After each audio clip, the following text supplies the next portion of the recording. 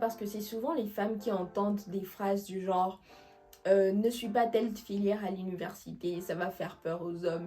Ne suis pas telle carrière, ça va faire qu'on ne t'épouse pas. Surtout, imaginez, hein, quand les femmes sont financièrement indépendantes avant le mariage, est-ce que vous vous rendez compte de tous les noms dont on traite ces femmes-là, etc.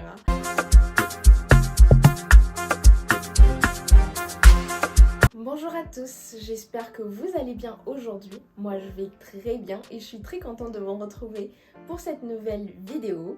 Je souhaite la bienvenue à toutes les personnes qui se sont abonnées. Ici en tout cas, faites comme chez vous, faites comme à la maison. Ici on parle de foi, de développement personnel et de relations. Donc en tout cas, je pense que vous allez vous y plaire ici. Et si vous n'êtes pas encore abonné et que vous suivez cette vidéo, je vous encourage à vous abonner et à activer la cloche de notification pour ne pas manquer les vidéos que je vais poster. Donc je suis très contente de vous retrouver et si vous êtes ancien aussi, je tiens à vous rappeler que je vous apprécie. Merci beaucoup de continuer de suivre les vidéos, merci beaucoup de continuer de m'encourager. Ça fait vraiment plaisir de voir que vous êtes toujours là en train de suivre, c'est vraiment quelque chose qui fait très chaud au cœur. Donc merci beaucoup à tous. Donc pour la vidéo d'aujourd'hui au fait, je voulais parler d'un thème. Personnellement je pense que ça va plus concerner les femmes, mais il se peut au fait que des hommes aussi puissent trouver des bons points dans la vidéo. Donc en tout cas, que tout celui qui veut entendre, entende. Et j'espère vraiment pouvoir dire des choses utiles pour quelqu'un aujourd'hui. Donc on va s'y mettre. Alors, je disais tantôt que ça va plus concerner les femmes et je disais ça parce que c'est souvent les femmes qui entendent des phrases du genre ne suis pas telle filière à l'université, ça va faire peur aux hommes. Ne suis pas telle carrière, ça va faire qu'on ne t'épouse pas. Surtout, imaginez, hein, quand les femmes sont financièrement indépendantes avant le mariage, est-ce que vous vous rendez compte de tous les noms dont on traite ces femmes-là, etc. Donc, les femmes sont souvent au fait sujet à ce genre de limitation en parole, surtout venant de la société, des fois même de leur famille, etc. Donc je vais juste parler de ça aujourd'hui, je vais donner quelques points, des points en tout cas qui m'ont personnellement aidé, des points que j'ai appris par rapport à tout ça. Donc je vais les partager avec vous et j'espère en tout cas que ça va aider quelqu'un. Donc on s'y met. Alors, en tant que femme, c'est important de comprendre que vous avez été créée pour un but. En tant que femme, c'est important vraiment de comprendre, je vais répéter, que vous avez été créée pour un but. La Bible, en créant l'homme, dit « Créons l'homme à notre image et à notre ressemblance ». C'est ce que Dieu dit quand il a voulu créer l'homme. Et le mot « homme » qui est utilisé là, c'est pas juste l'homme, donc l'être de sexe masculin, c'est vraiment l'être humain en général. Créons l'homme, donc l'homme et la femme à notre image, afin qu'ils dominent. Donc l'homme, l'être humain, a été créé pour dominer. C'était ça le soupir de Dieu, que l'homme puisse dominer sur la terre. Donc en tant que femme, au fait, vous devez savoir que vous avez été créée avec aussi ce mandat-là. Parce que la partie de nous, au fait, qui est à l'image de Dieu, c'est pas tellement notre corps. Parce qu'on a des corps différents, nos corps ne se ressemblent pas, etc. La partie de nous qui est à l'image de Dieu, c'est vraiment notre esprit, notre être intérieur. Vous voyez, c'est lui qui est à l'image de Dieu. Et cet être intérieur-là a un devoir sur cette terre, celui de dominer. Quand Dieu était en train de créer la femme, il a dit... parce qu'il l'a créé pour Adam, il a dit « Je lui ferai une aide semblable ». Juste dans ce verset-là, un peu plus avant, la Bible dit « L'Éternel vit au fait qu'il n'était pas bon que l'homme soit seul ». Donc en vrai, Dieu a vu qu'il n'était pas bon, Dieu a vu qu'il y avait quelque chose qui n'allait pas, il a vu comment Adam était en train de fonctionner et à partir de ça, il s'est dit « Il n'est pas bon ». Et pour répondre au fait à ce besoin-là, en ce moment-là, il fallait qu'il crée la femme. Donc c'est important au fait en tant que femme de vous rappeler que vous avez été créée au fait pour répondre, c'est vrai, aux besoins d'un homme qui viendrait éventuellement dans votre vie, si vous le voulez bien sûr, mais vous avez été créée avant tout pour satisfaire au cœur de Dieu. Dieu avait besoin d'une femme pour que son cœur soit satisfait de son œuvre en ce moment-là. Donc il faut au fait vous considérer comme ça. Dieu vous a créé pour un but. En ce moment-ci, Dieu a besoin des femmes pour faire certaines choses dans la société. Et vous serez la réponse aux besoins de Dieu en ce moment. Comment est-ce que vous saurez la réponse à ça? Simplement en suivant les rêves que Dieu a mis en vous. Vous avez vraiment été créé pour un but. Le but de Ève, c'était de satisfaire au cœur de Dieu et aussi de répondre aux besoins d'Adam. Donc c'est pour ça que Dieu a créé Ève en ce moment-là. Tant que vous ne serez pas en train de marcher dans le but pour lequel Dieu vous a créé, vous ne serez jamais satisfaite. Il y a des personnes qui se sont mariées et qui sont vraiment des femmes très aigries. Elles sont aigries alors qu'elles ont le mariage. Elles sont aigries pourquoi? Simplement parce qu'elles sentent qu'il y a quelque chose qui ne va pas. Elles sentent que malgré le fait qu'elles se soient mariées, il y a un manque. Et malheureusement, l'homme qu'elles ont, etc., ne peut pas combler ce manque-là. Il n'y a que le fait au fait. Il y a deux choses en tout cas que je trouve personnellement qui apportent la satisfaction et vraiment la plénitude dans la vie. Il y a la présence de Dieu. Dieu c'est la base. Dieu c'est la base. Et il y a aussi le fait de marcher dans les choses pour lesquelles vous sentez que vous êtes né. Donc en tant que femme, la première chose dont il est important, hyper important de se rappeler, c'est le fait que vous avez été créé pour un but. Vous avez été créé pour Dieu.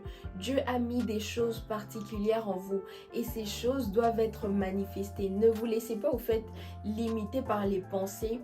Ne vous laissez pas au fait limiter par tous les ondits de la société. En tout cas, s'il y a des ondits que vous devez écouter, c'est les ondits de Dieu. Si Dieu n'a pas dit quelque chose, s'il vous plaît, ne laissez pas ces choses-là que vous entendez vous limiter. Il faut avancer au rythme de Dieu pour que les choses puissent se faire et que vous soyez satisfaite de votre vie.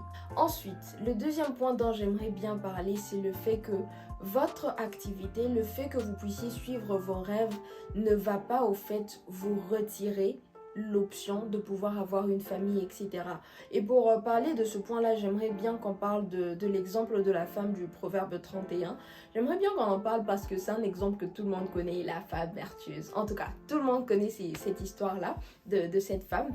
Et j'aimerais bien en fait qu'on se rende compte, qu'on prenne juste une pause et qu'on se rende compte du nombre d'activités que cette femme avait. Hein? Vous imaginez?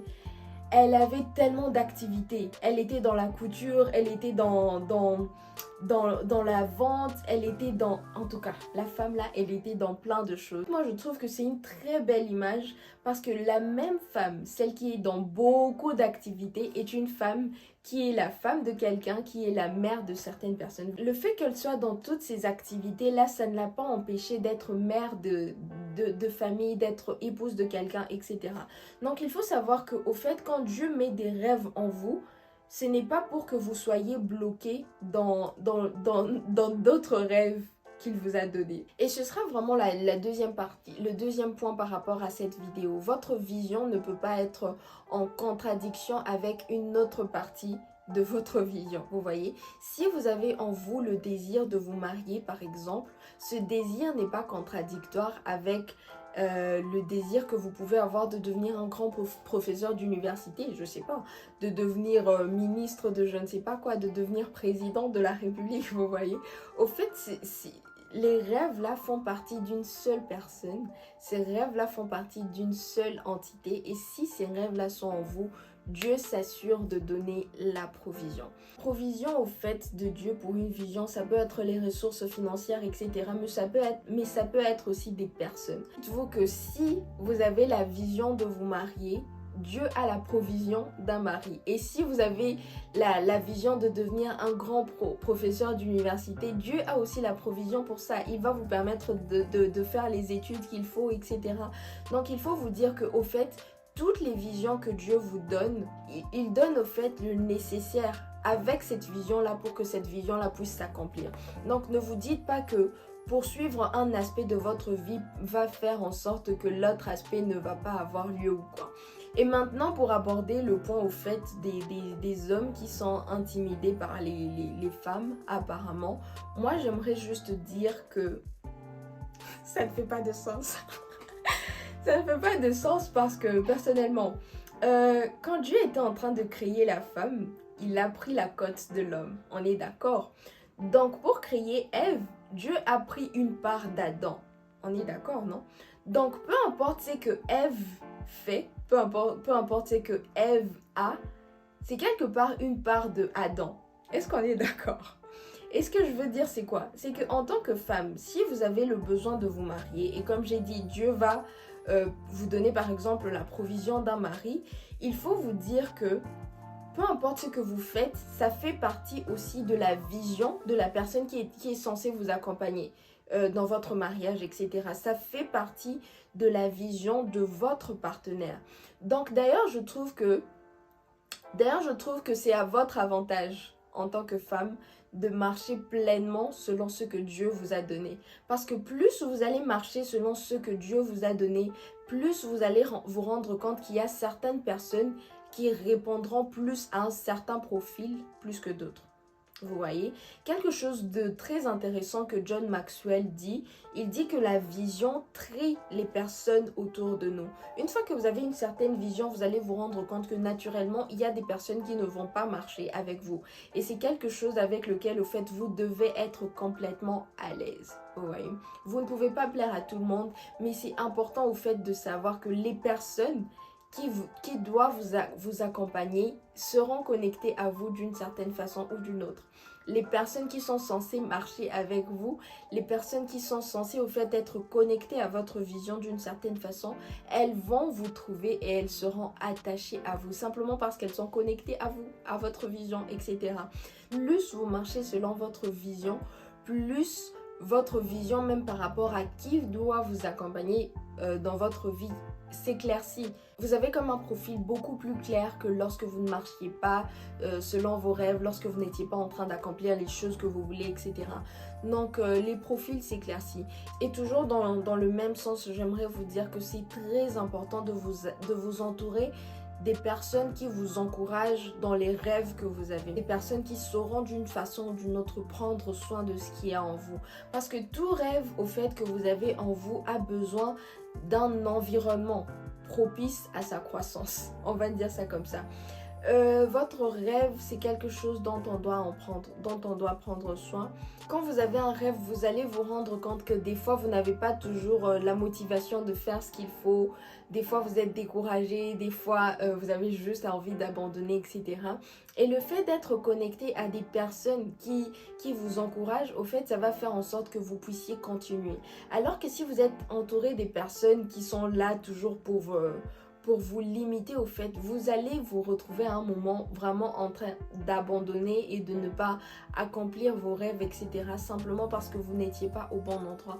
Donc c'est très important au fait, quand vous avez des rêves, quand vous avez une vision, de vous entourer des personnes qui vont vous encourager dans cette vision-là. Donc voilà. Je pense que j'ai un peu tout dit pour cette vidéo. Je vais juste faire un récapitulatif, juste au cas où je suis allée dans tous les sens en même temps. En tant que femme, vous êtes née pour un but. En tant que femme, vous devez accomplir vos rêves parce que votre satisfaction en dépend. Votre satisfaction dans cette vie dépend du niveau auquel vous vivez selon les choses pour lesquelles vous êtes née. Aussi, il faut savoir qu'aucune partie de votre vision ne va être en contradiction avec une autre.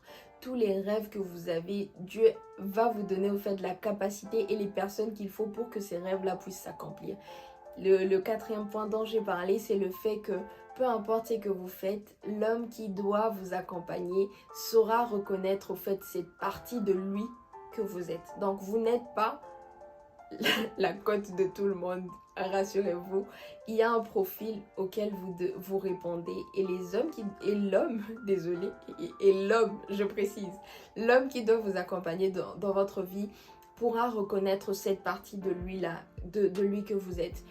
Et le dernier point dont j'ai parlé, c'est le fait de vraiment vous connecter et fréquenter des personnes qui vont prendre soin des rêves qu'il y a en vous. Donc je vous encourage en tant que femme, ne soyez pas limitée. Allez partout où vous devez aller. Faites tout ce que vous avez à cœur de faire, tant que c'est dans la volonté de Dieu, bien sûr. Accomplissez vos rêves, ne soyez pas intimidés. Priez pour vos cœurs, pour que Dieu vous garde dans la paix, peu importe ce qui se dit autour de vous.